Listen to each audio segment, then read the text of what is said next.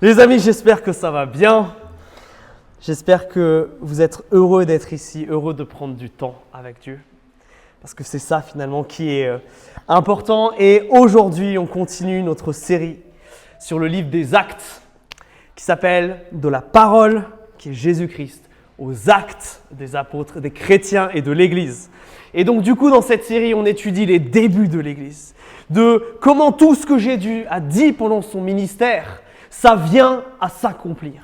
Et du coup, je vous invite dès à présent à ouvrir vos Bibles, si vous les avez avec vous, sortir votre téléphone si vous avez une application, à Actes chapitre 2. Parce que la semaine dernière, on a parlé d'un événement important. Vous vous rappelez ?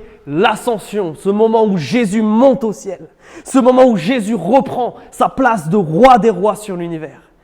Et aujourd'hui, j'aimerais vous parler de quelque chose qui se passe 10 jours après ça. Quelque chose d'important parce que on va parler du chef de l'Église, de celui qui va faire en sorte que 2000 ans après les événements de la vie de Christ, on en entende toujours parler sur la terre entière. De celui qui a permis que la majorité du monde sache qui est Jésus.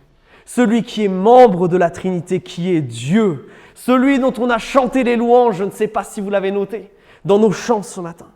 Je veux parler de l'Esprit de Dieu, de l'Esprit Saint.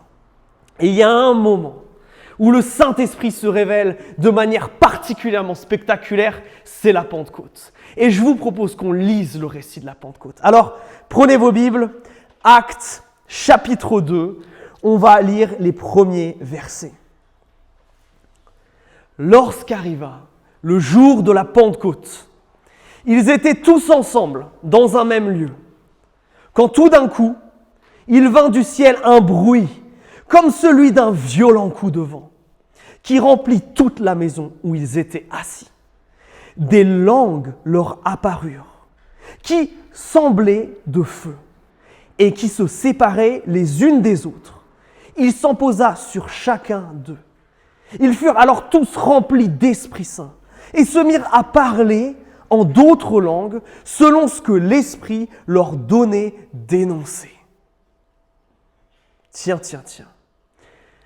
Rappelez-vous, la semaine dernière, on avait vu qu'au chapitre 1 du livre des Actes, Jésus avait annoncé à ses disciples qu'il ne les laisserait pas seuls. Ce n'est pas parce qu'il montait aux cieux qu'il allait les abandonner, les laisser tout seuls. Il allait faire quelque chose. Et Jésus leur avait dit, les amis, attendez, soyez patients. Allez à Jérusalem et vous allez voir, il va se passer quelque chose. Et ce quelque chose, Jésus l'a annoncé dans le chapitre 1 comme étant ce qu'il appelait un baptême dans l'esprit.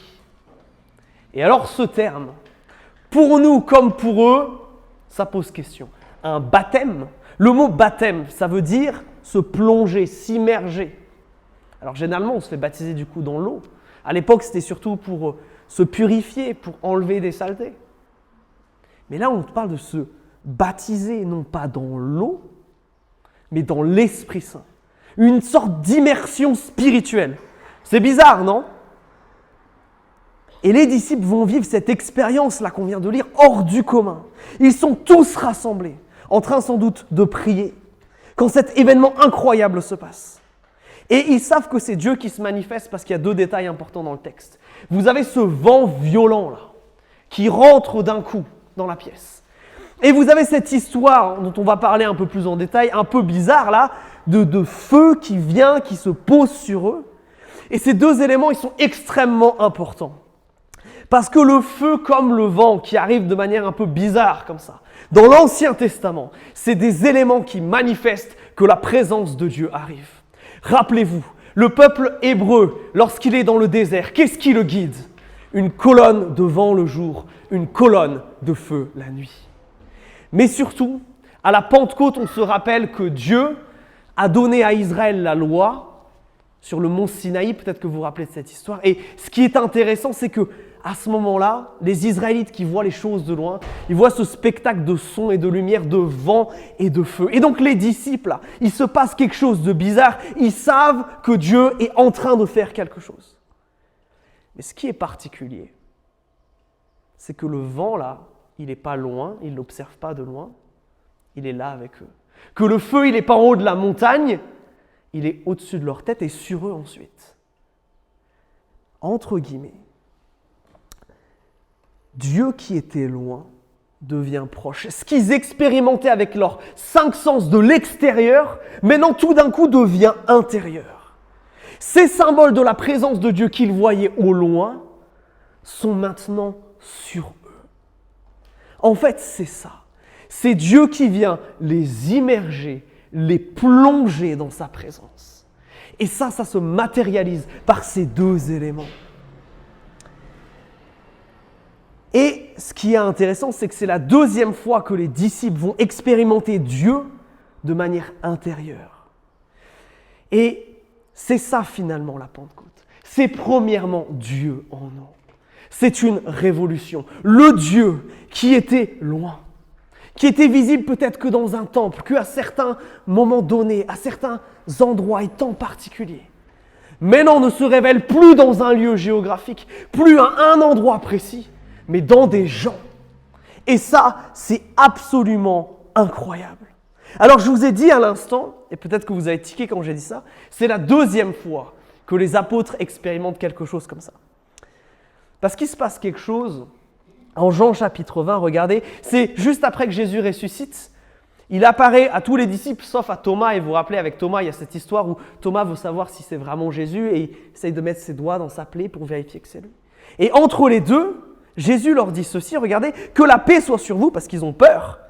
Comme le Père m'a envoyé, moi aussi je vous envoie. Et après avoir dit cela, il souffla sur eux et leur dit, recevez l'Esprit Saint. Mes amis, la grande nouveauté du Nouveau Testament, c'est cela. C'est que Dieu ne va plus habiter dans un temple, mais il vient habiter dans des gens. Et ça c'est fou. Parce que vous comme moi, on n'est pas incroyable.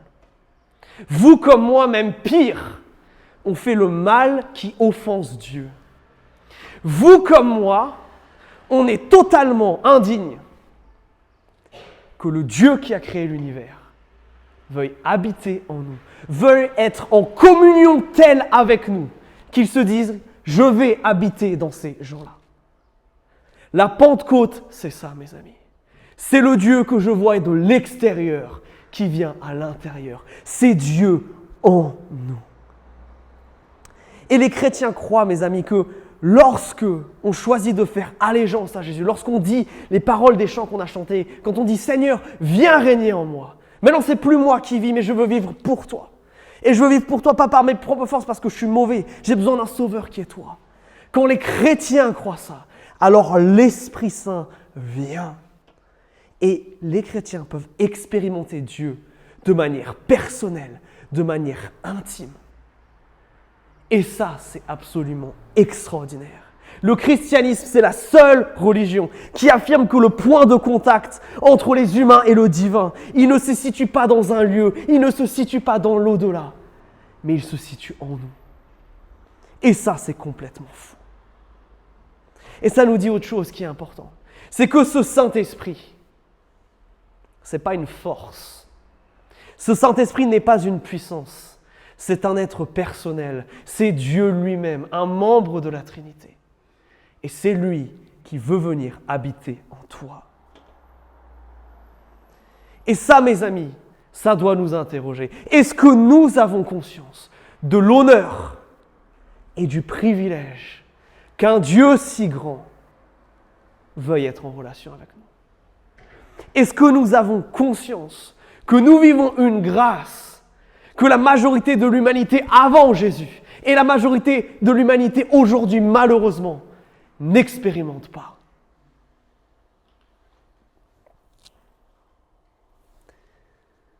Et ce Saint-Esprit, il n'est pas passif, il veut faire des choses en nous, il veut nous transformer. Et je vous invite à venir cette semaine en groupe de maison, parce qu'on va découvrir et on va approfondir cela. Mais mes amis, nous devons nous réjouir de ce privilège, de la grâce d'avoir l'Esprit Saint qui vit en nous. Et ça nous interroge, si nous avons ce privilège, est-ce que déjà nous le considérons comme tel ? Mais est-ce que du coup nous cultivons cette amitié, cette intimité, cette relation personnelle avec l'Esprit de Dieu? Ou alors, est-ce que c'est finalement le membre de la Trinité qu'on rejette? On prie au Père, on aime bien le Fils parce qu'il nous a sauvés et on se réjouit, mais finalement le Saint-Esprit, est-ce que vraiment on le laisse de côté?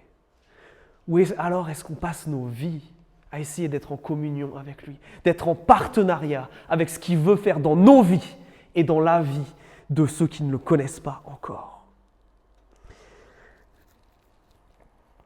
Mes amis, c'est aussi incroyable parce que si l'Esprit de Dieu vit en nous, alors tu n'es jamais seul. Alors tu n'es jamais abandonné. Même dans ce moment de détresse, le pire, Dieu est là. Et quand Dieu est là, tout peut changer. Si vous avez déjà un peu lu la Bible, ou même déjà un petit peu prié, vous savez que quand Dieu parle, quand Dieu répond, il se passe des choses. Rendez-vous compte, Dieu ne sera jamais sourd à vos demandes. Parce que Dieu est là. Mes amis, la Pentecôte, c'est Dieu en nous. Et je vous ai dit tout à l'heure que, et je vous ai montré ce verset dans Jean, que ce n'était pas la première fois que les disciples avaient une expérience commune, une expérience particulière avec le Saint-Esprit. Alors pourquoi celle de la Pentecôte, elle est spéciale? Pourquoi celle-là, elle est importante? Pourquoi celle-là, on en a fait une fête et un jour férié demain? Pourquoi ça, c'est important? Eh bien, pour le comprendre, il faut qu'on relise le verset 4 et qu'on continue un petit peu plus loin dans la lecture. Donc, ils furent tous remplis de l'Esprit Saint. Et qu'est-ce qui se passe? Et ils se mirent à parler en d'autres langues, selon ce que l'Esprit leur donnait d'énoncer. Or, des Juifs qui étaient pieux de toutes les nations qui sont sous le ciel venaient à Jérusalem. Au bruit qui se produisit, la multitude accourut et fut bouleversée, parce que chacun les entendait parler dans sa propre langue. Étonnés, stupéfaits, ils disaient « Mais ces gens qui parlent ne sont-ils pas tous galiléens? Comment se fait-il que chacun d'entre nous les entende dans sa langue maternelle? Parthes, Mèdes, Élamites, habitants de Mésopotamie, de Judée, de Cappadoce, du Pont, d'Asie, de Phrygie, de Pamphylie, d'Égypte, de Libye cyrénaïque, citoyens romains, juifs et prosélytes, crétois et arabes.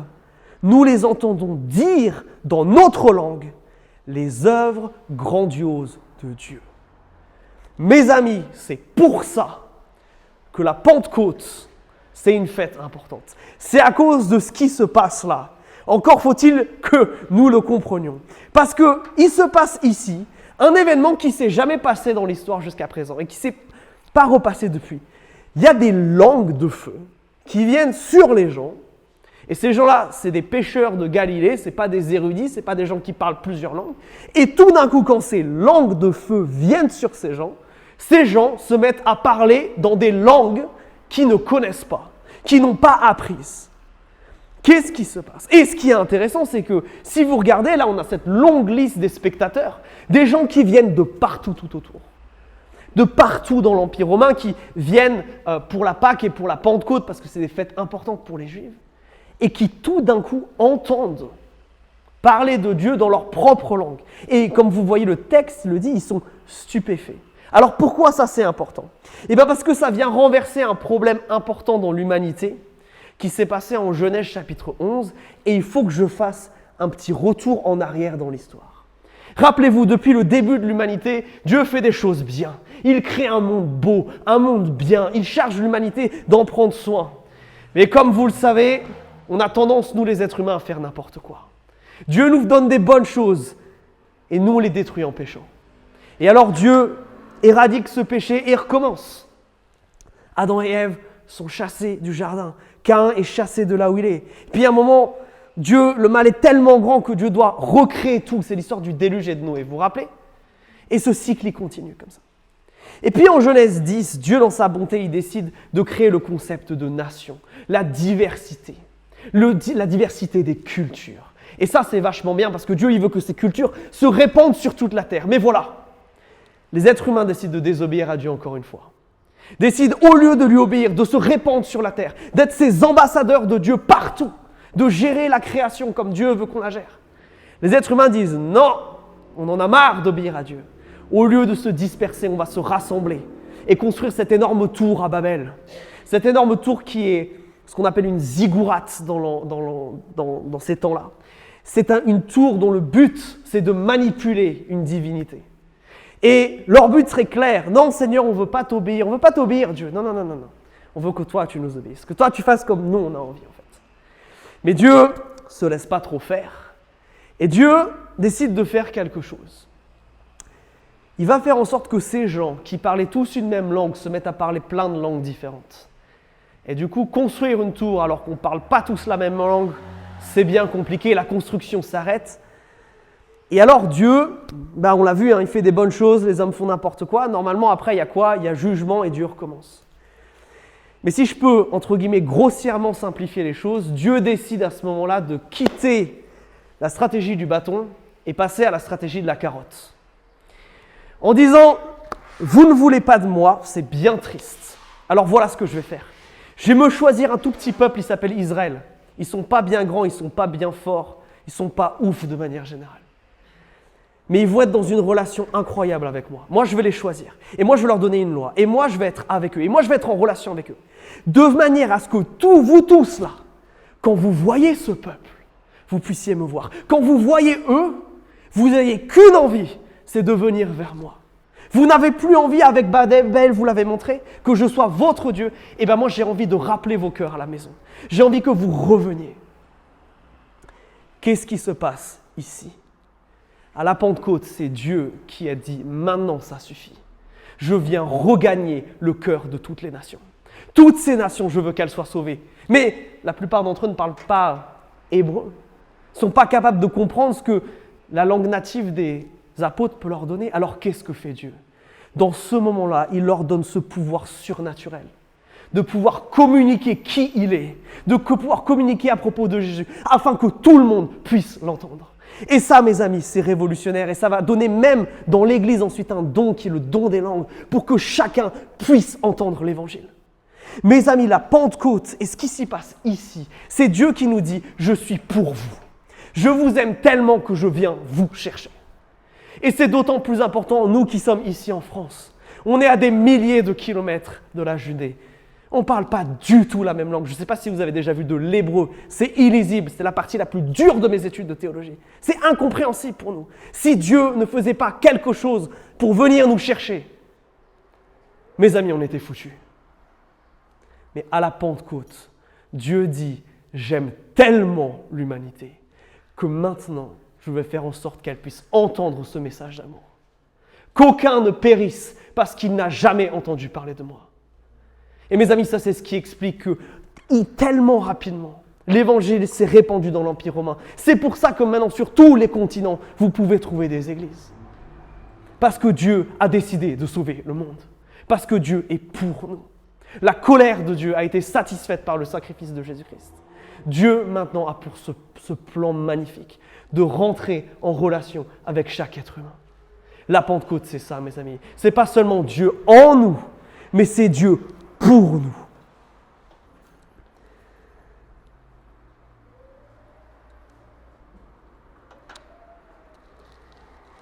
Alors, le but, c'est que le monde entier entende parler de Jésus, n'est-ce pas? C'est pour ça que l'Esprit Saint agit avec tellement de puissance ici. Mais si vous vous rappelez de ce qu'on a vu la semaine dernière, quand Jésus est monté au ciel, il y a une chose qui a changé. Avant, c'était Jésus qui était le grand responsable de la mission, qui envoyait les apôtres à différents endroits, eux, ils le suivaient pour aller annoncer ce royaume. Mais on a vu qu'à l'ascension, tout ça, ça a changé, parce que Jésus montait au ciel, n'est-ce pas? Et que donc cette charge, cette responsabilité d'annoncer la bonne nouvelle, c'est nous qui la portons. Comme dit Paul dans 1 Corinthiens 3, 9, on est maintenant collaborateurs de Dieu. Ça, c'est ce que Dieu veut faire. Et bien maintenant, les amis, au travail, c'est ce que nous dit Dieu.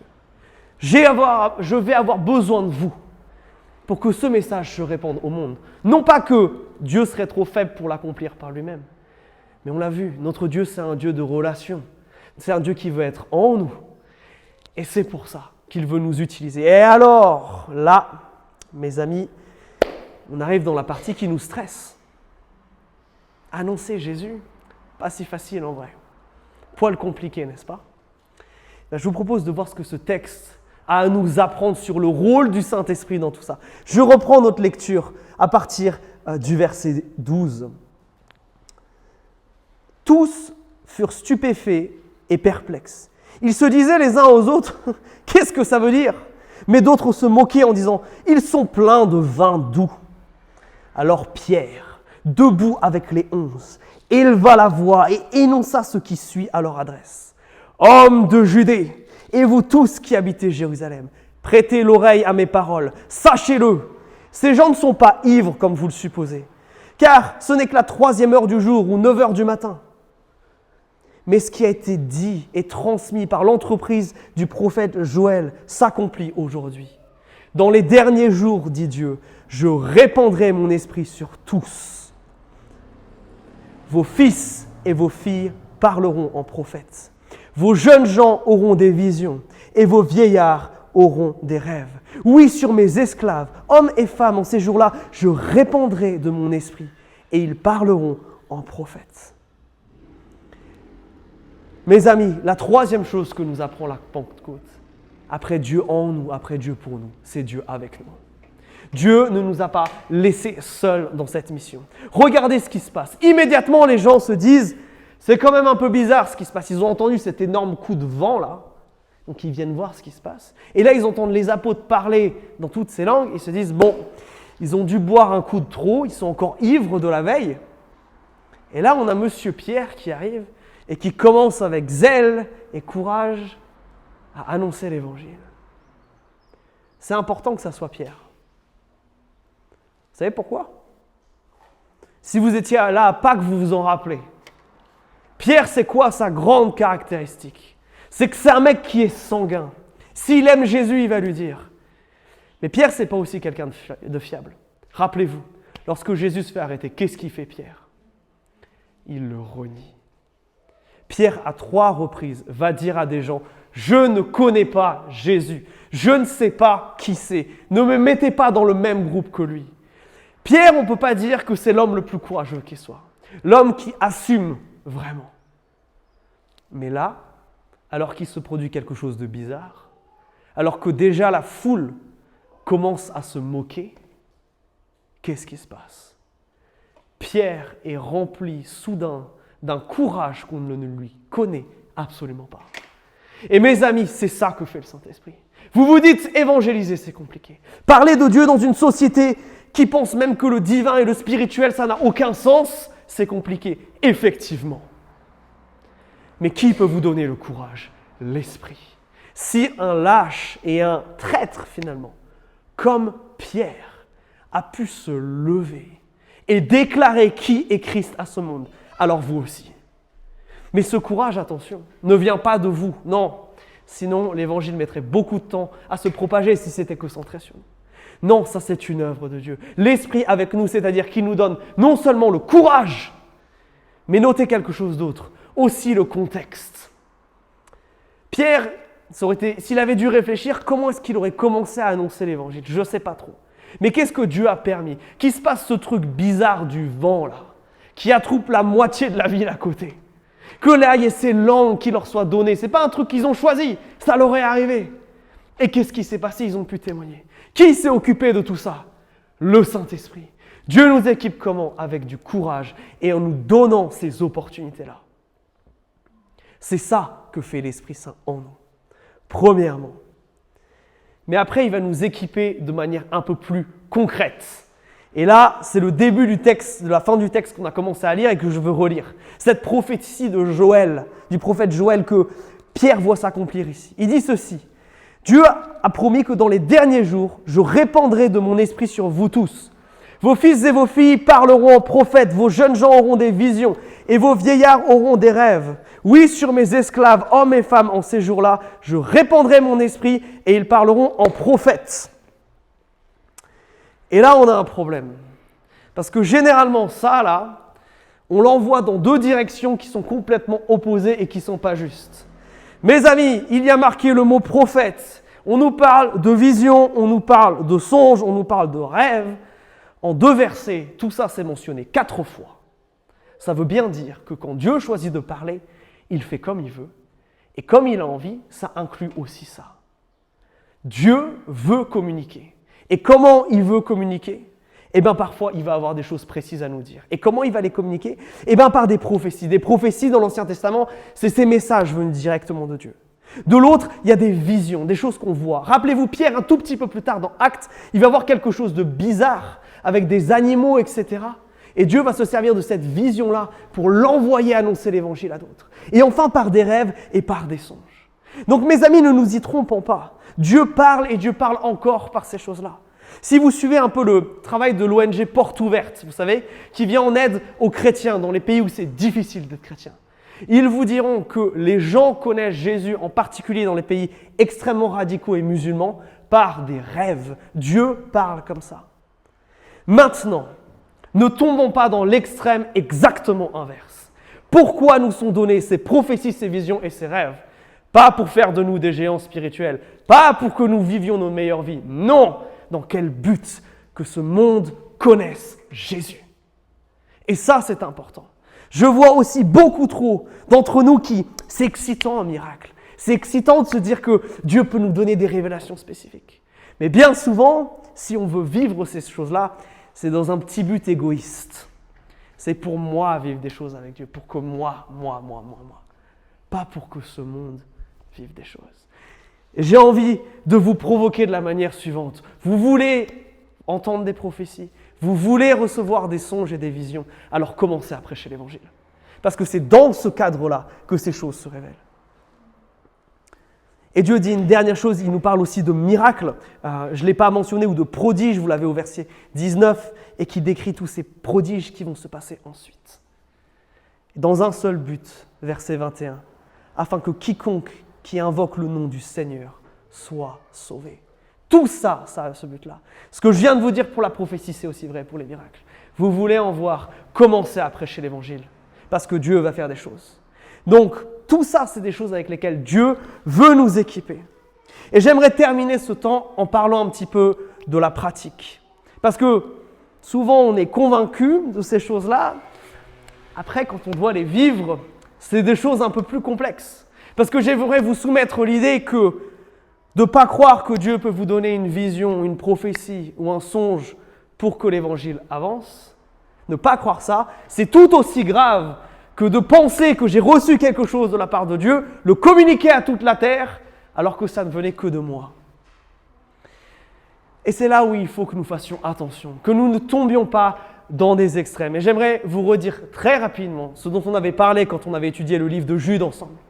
Que toutes ces choses-là, elles peuvent arriver, mais nous sommes tous faillibles. Et donc nous avons besoin de deux choses, humilité et redevabilité. Humilité de croire que, même si je pense que ça vient de la part de Dieu, ce n'est pas forcément le cas. Alors qu'est-ce que je fais ? J'en parle à mes frères et sœurs. On discerne ensemble, on voit si ça vient de Dieu, parce qu'on ne veut pas louper ce qu'il dit.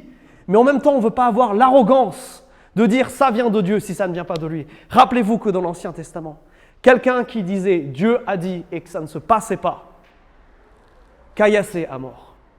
On ne rigole pas avec la parole de Dieu. On ne peut pas rigoler avec ça. Donc, humilité, que nous sommes faillibles, que nous avons besoin les uns des autres pour avoir du discernement.